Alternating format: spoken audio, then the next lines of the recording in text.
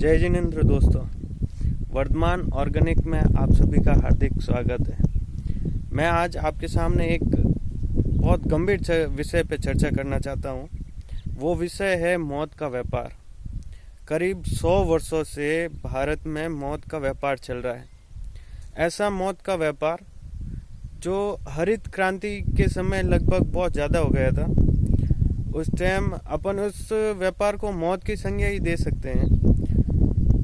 करीब 1960 के दशक में बाहर की जो कंपनियां हैं जो रासायनिक खाद, कीटनाशक, जंतुनाशक बनाती है, वो कंपनियां भारत में आई और यहाँ की गवर्नमेंट ने मिलके एक ऐसा प्लान बनाया कि कहीं ना कहीं किसान का उत्पादन बढ़ाया जाए, जो अपने देश का पेट भर सके। तो गवर्नमेंट ने और कंपनियों ने किसानों को कहा कि भाई आप रासायनिक खाद, कीटनाशक, जंतुनाशक है जो जहर है वो आप अपने खेत में डालो, नहीं तो आपकी फसलें बर्बाद हो जाएगी, आप बर्बाद हो जाओगे, देश भूखा मरेगा, किसान भूखा मरने लग जाएगा। किसानों को इस तरह से मजबूर किया गया कि आप इसमें खाद डालो। किसानों को पहले मुफ्त में दिया गया, फिर उनसे धीरे धीरे पैसे लिए गए। इस प्रकार आज देश में करीब रासायनिक खाद 1 करोड़ मैट्रिक टन पर साल का उत्पादन होता है भारत सरकार के आंकड़ों के अनुसार। और कीटनाशक और जंतुनाशक जो लिक्विड फॉर्म या पाउडर फॉर्म में है, करीब 90,000 करोड़ मैट्रिक टन उत्पादन होता है हर साल। ये किसानों को दिया गया। किसानों ने, एक किसान कभी नहीं चाहता कि वो अपनी भूमि में जहर डाले, क्योंकि किसान इस धरती को अपनी माँ मानता है और माँ के रगों में, माँ की ध्वनियों में कोई जहर डालना नहीं चाहता। लेकिन किसानों को मजबूर किया गया। धीरे धीरे किसानों ने इसको डालना चालू किया। जमीन जैसे ही डालना चालू किया, धीरे धीरे जमीन को इसकी आदत हो गई और फिर उन पर कीटनाशक का प्रयोग किया गया। आपको जानकर बड़ी हैरानी होगी कि करीब 1 करोड़ 90 लाख मैट्रिक टन ये जो जहर है वो उसका उत्पादन किया जाता है। और भारत की जनसंख्या से अगर इसका बंटवारा किया जाए तो करीब एक साल में एक व्यक्ति करीब 200 मिलीलीटर ग्राम जहर अपने शरीर में पहुंचा देता है, जो कई बीमारियों का कारण बनता है। ये कैंसर, डायबिटीज, हार्ट, ये प्रकार बहुत सारी बीमारियां जिनका कारण बनता है। आप सुबह उठते ही इसमें आप दिन की शुरुआत जहर से करते हो।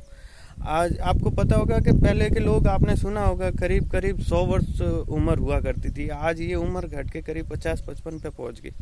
इसका बड़ा कारण ये है कि ये जहर जो खेतों में डाला जा रहा है, आप ये जहर जैसे खाद डाला गया, अब ये खाद पौधों में आएगा, पौधा कमज़ोर होगा तो उस पर कीटनाशक लगेंगे, फिर उस पर कीटनाशक दवाइयों, जंतुनाशक दवाइयों का प्रयोग होगा और उस पर जैसे दवाइयों का प्रयोग होगा वो फल में आएगा, फल से आपके भोजन में आएगा, आपके भोजन से आपके पेट में आएगा और आपको नुकसान करेगा, आपको और आपके बच्चों को मौत की तरफ लेके जाएगा।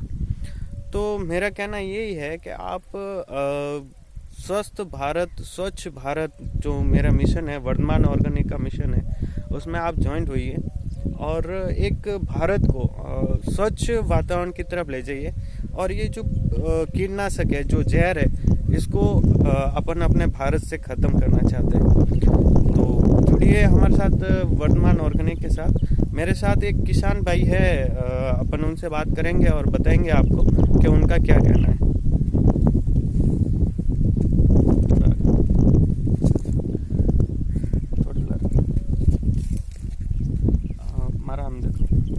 क्या नाम है आपका?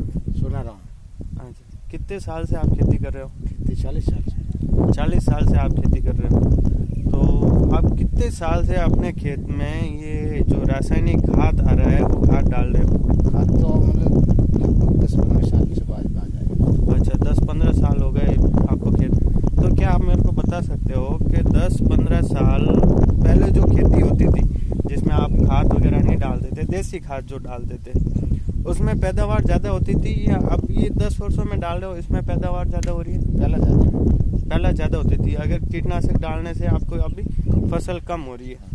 आप मेरे को बता सकते हो कि जो पहले फसल होती थी उसमें ताकत ज़्यादा थी या अभी जो फसल हो रही है उसमें ताकत ज़्यादा है? उनमें ज़्यादा थी, हमने ये तो दवाइयों में गया फिर। अच्छा, दवाइयों से हो रही है तो इसमें ताकत कम हो गई।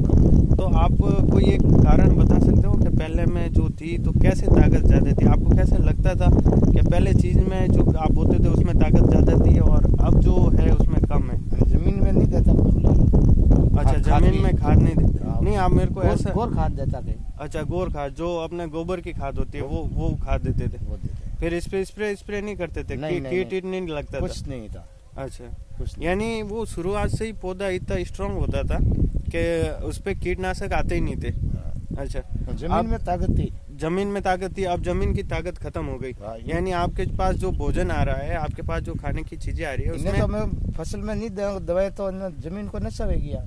अच्छा, ये इनका कहना है कि अगर इनमें दवाएं नहीं डालेंगे तो इसकी फसल है जो कम होगी और फसल कम होगी तो पैदावार कम होगी। इनको एक जमीन को इस तरह का नशा हो गया है जो इनको डालना इनकी मजबूरी हो गई है। तो आप मेरे को थोड़ा ये बताएंगे कि अब आप जो रासायनिक खाद डाल रहे हो, यूरिया डीएपी डाल रहे हो, उसके बाद में कीटनाशक डाल रहे हो, इसका आपके शरीर पे कोई प्रभाव पड़ रहा है? थोड़ा तो पड़ी है बहुत तो। नहीं, अगर आप डाल रहे हो तो क्या लगता है आपको? ऐसे जलन होती है? जलन हो जाती है, कभी माथा सड़ता है दवाइयों से। अच्छा, आपका सर दर्द होने लग जाता है? हाँ, और कभी कभी ये दवाएं ज्यादा हो जाती है तो क्या होता है? ज्यादा होती है तो डॉक्टर कन जाओ, बीजू किया होता है। अच्छा, डॉक्टर के पास जाते हो? हाँ, बस बीजू किया। मैं आपको एक चीज और बता देता हूँ कि भारत सरकार के अनुसार हर साल करीब 76,000 किसान इस दवाई के छिड़काव से ओवरडोज से उनकी मौत हो जाती है। और इसके खाने से कैंसर, ये नाना प्रकार की जो बीमारियां उनसे कितनी मौतें होती है, ये भारत सरकार के पास में भी आंकड़ा नहीं है। आपका बहुत बहुत धन्यवाद सोनाराम जी। ठीक है दोस्तों, 19 अक्टूबर 2020 को वर्धमान ऑर्गेनिक की ओपनिंग हो रही है। हम पूरी कोशिश करते हैं कि आप तक एकदम शुद्ध प्राकृतिक रूप से तैयार की गई फसल, जिसमें अनाज, दालें, मसाले, घी, तेल जो भी है, हम आप तक पहुंचाने की कोशिश करेंगे और आपके स्वास्थ्य का पूरा ध्यान रखेंगे। दोस्तों, Vardhman organic ISO FSSAI MESC द्वारा सर्टिफाइड है।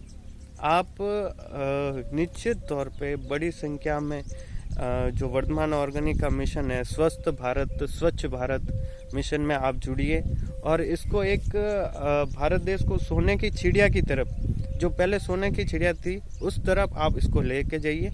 और जब हमारा खाना अच्छा होगा, जब हमारा भोजन अच्छा होगा, जब हमारा भोजन पौष्टिक होगा, हमारे शरीर में ताकत होगी, हमारे बच्चों में ताकत होगी, हमारे बच्चे पढ़ लिख के अच्छे होंगे, तो आप कल्पना कर सकते हैं कि अपने देश का विकास कितना हो सकता है, कितना बड़ा हो सकता है। तो आइए जुड़िए मेरे साथ इस मुहिम में, स्वच्छ भारत स्वस्थ भारत मिशन में। जय जिनेंद्र।